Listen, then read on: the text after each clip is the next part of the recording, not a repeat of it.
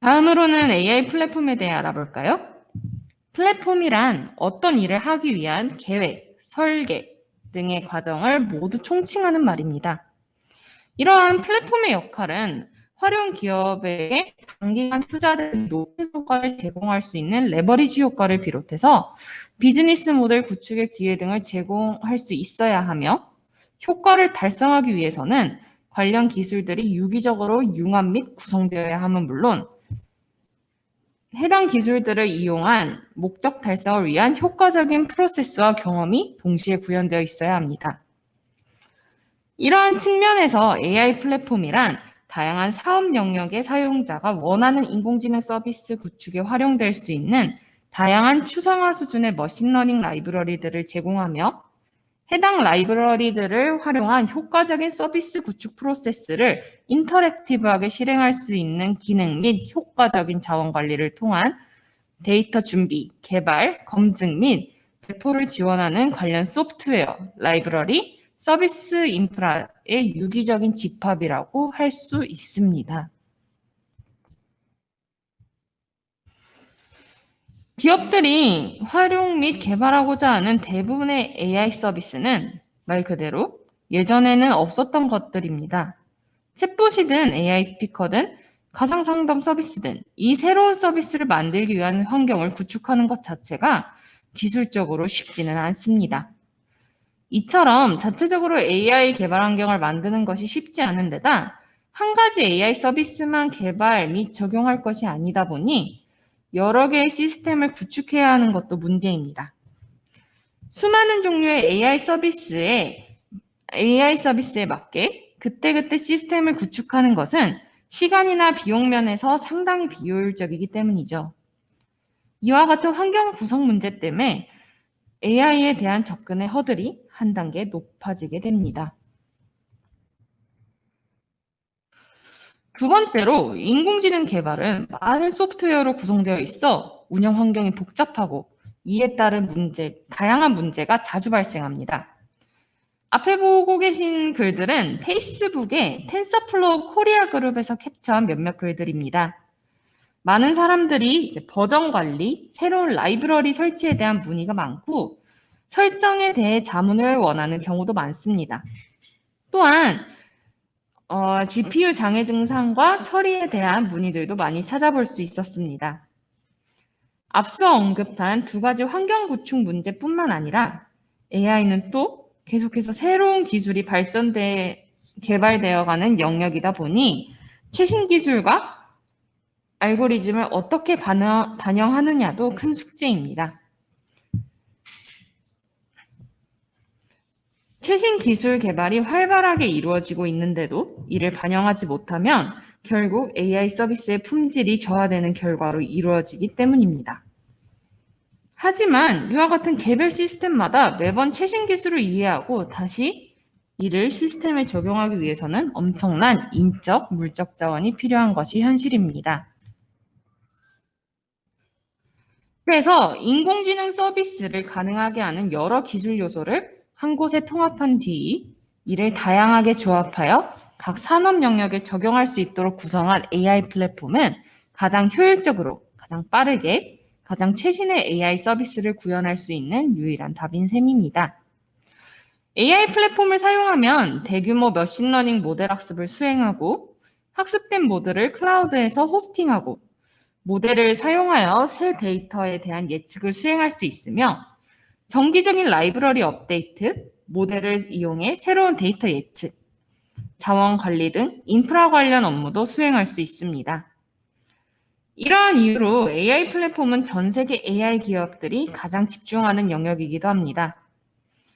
하나의 플랫폼에서 확장되는 수많은 AI 서비스라는 목적 아래 개별적인 AI 어플리케이션 서비스보다는 AI 서비스를 총체적으로 제공하는 AI 플랫폼 개발이 좀 더 대두되고 있는 이유입니다.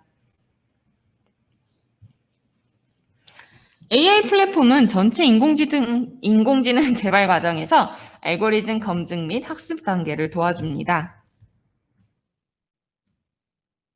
AI 플랫폼으로 데이터 머신러닝 모델을 학습시키고 정확도를 평가하며 나아가 하이퍼 파라미터까지 조정할 수 있습니다.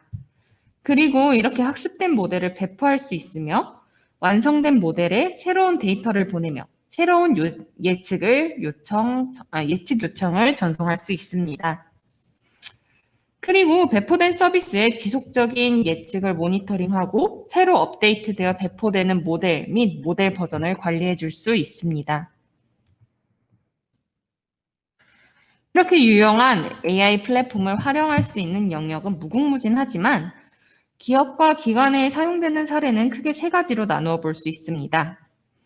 우선 단순 업무 지원으로 일종의 내부 지원용 서비스라고 이해하면 간편합니다.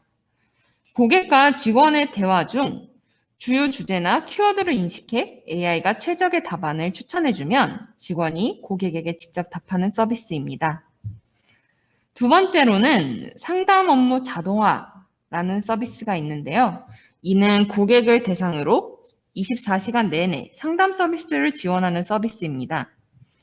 챗봇이 대표적으로 실제 사람과 대화하듯 음성 대화나 채팅을 통해 상담 등 대화 기반 서비스를 제공할 수 있게 됩니다. 마지막으로 업무 처리 자동화. 이 서비스는 사람이 수작업으로 진행하던 작업 일체를 AI를 활용해 말 그대로 자동화해버리는 것을 의미합니다. 예를 들자면 보험사나 카드사처럼 텔레마케팅이 활발한 분야나 콜센터에 접수된 민감한 민원을 즉시 처리해야 하는 제조사 등에서는 AI를 도입해 업무 처리를 자동화하고자 하는 수요가 높은데, 이는 상담원이 표준 스크립트를 준수했는지, 고객의 요청사항을 적절하게 처리했는지 등에 대한 검수가 필수적이기 때문입니다. AI가 없던 때는 이 모든 과정을 수작업으로 일일이 녹취 파일을 2배속으로 청취하면서 진행했었습니다. 하지만 음성 인식과 텍스트 분석 기술 등 AI 기술을 기반으로 한 AI 플랫폼을 도입할 경우 해당 과정을 자동화하고 시각화할 수 있게 되었고, 이를 통해 업무 효율과 검수 작업의 정확도가 획기적으로 개선되었습니다. 그러면 우리에게 친숙한 AI 플랫폼과 서비스 사례를 한번 알아볼까요? 바로 SK텔레콤의 AI 플랫폼이자 AI 스피커 상품인 누구입니다. 플랫폼과 스피커는 원래 별도인데 얘네는 좀 이름을 똑같이 지었어요. 누구는 스피커로 외부에서 사용자들에게 새로운 데이터를 받아서 AI 플랫폼에서 데이터에 해당하는 예측, 즉 사용자가 원하는 답을 SK가 가지고 있던 기존 서비스를 활용하여서 AI 플랫폼에서 예측을 전송해 줍니다. 이와 같은 누구는 사용자의 니즈에 맞추어 생활형 서비스를 제공해주는 AI 플랫폼입니다. 이제 AI 플랫폼뿐만 아니라 AI 포털이라는 단어도 화두가 되고 있습니다. 포털이라는 거는 사용자가 원하는 것을 찾을 수 있도록 처음에 시작 단계가 되어주는 서비스를 의미합니다. 앞서 AI 경쟁력은 잘 정제된 다량의 빅데이터와 적합한 알고리즘 및 빠른 연산 속도를 가진 컴퓨터와 연관이 있다고 말씀드렸었죠. AI 포털이란 알고리즘 검증 및 학습 단계를 도와주는 AI 플랫폼뿐만 아니라 데이터 수집, 가공 및 정제 단계를 도와주는 빅데이터 플랫폼까지 아우르는 용어입니다. 자신의 사업에 맞는 AI 포털을 선택하게 된다면 더 이상 AI도 남의 이야기가 아니게 될 것입니다. 이와 같은 좋은 AI 인프라와 플랫폼을 도입을 하려면 세 가지를 고려해야 되는데요. 첫 번째로 개발 생산성, 두 번째로 확장성과 성능, 마지막으로 TCO가 있습니다. TCO란 Total Cost of Ownership이라고 소유 총비용이란 뜻으로 클라이언트인 개인 컴퓨터나 서버 등의 도입 비용뿐만 아니라 업그레이드 비용, 유지보수 비용, 교육 연수 등과 같은 도입 후에 드는 여러 가지 비용을 포함한 컴퓨터 시스템의 총 비용을 의미합니다. 개발 생산성은 데이터 과학자, AI 개발자, 산업부서 등 여러 AI 프로젝트를 추진하고 있는 주체들이 어떻게 더 생산적이고 효율적으로 작업을 이어갈 수 있게 해야 되는가에 대한 질문이고, 확장성과 성능은 이제 GPU 자원을 효율적으로 배분해 사용자들이 성능 부족을 호소하지 않게 하려면 무엇이 필요한가에 대한 질문이며, TCO는 이제 AI 인프라와 플랫폼 구축과 운영 비용 절감 포인트는 어떤 것인가에 대한 질문입니다. AI 인프라와 플랫폼을 도입하기 위해서는 이 세 질문에 대한 답을 찾는 것이 필요합니다. 기본적으로 AI 인프라와 플랫폼은 여러 요소로 구성됩니다. GPU, CPU, 네트워크 스토리지 등 하드웨어에서부터 시작해 운영체제, 머신러닝과 딥러닝 관련 소프트웨어 스택, 데이터 과학자와 개발자가 사용하는 각종 개발 환경과 도구까지 꽤 많은 것들이 포함됩니다. 이는 다른 측면에서 보면 직접 AI 인프라와 플랫폼을 구축할 경우 최적화를 위해서 최적의 조합을 찾기 위해서 엄청나게 많은 테스트를 해봐야 함을 의미합니다. 이러한 시행착오를 줄이기 위해 나온 것이 바로 레퍼런스 아키텍처입니다. 레퍼런스 아키텍처를 따르면 인프라와 플랫폼 구축과 운영 시간과 비용을 절감할 수 있습니다. 물론 레퍼런스 아키텍처를 이용하지 않고 직접 DIY로 AI 환경을 구축할 수도 있지 않을까요? 가능은 합니다. 하지만 직접 구축하는 것과 레퍼런스 아키텍처를 따를 때의 차이는 매우 큽니다. 사실 시간과 비용 절감 다소 추상적으로 들릴 수 있을 것 같은데요. 하지만 구체적으로 파고 들어가면 숫자와 그 효과를 체감할 수 있습니다.